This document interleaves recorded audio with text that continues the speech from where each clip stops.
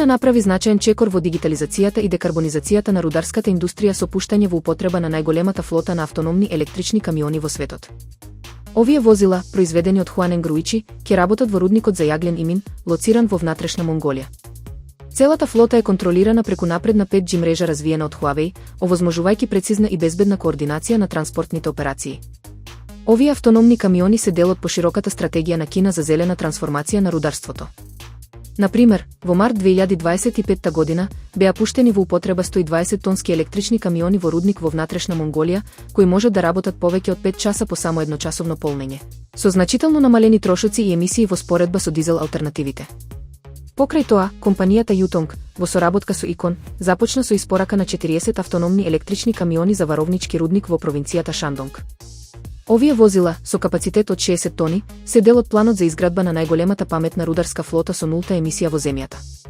Според податоци од 2024 година, Кина веќе има повеќе од 400 автономни рударски камиони во активна употреба на различни локации, со планови за значително проширување на овие флоти до 2025 година. Овие иницијативи ја позиционираат Кина како глобален лидер во примената на автономна и електрична технологија во рударството.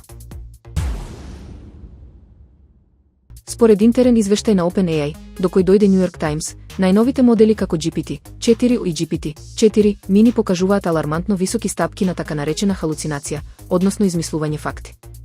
На тестовите за општо знаење од базата на податоци SimpleQA, стапката на халуцинации е уште поалармантна, 51% кај GPT-4 и дури 79% кај GPT-4 мини.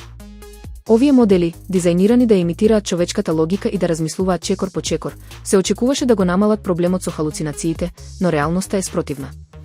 За разлика од поедноставните модели кои се потпираат на проверени податоци, посложените модели се обидуваат да поврзат далечни информации и да извлечат логички заклучоци, што често вклучува доза на импровизација.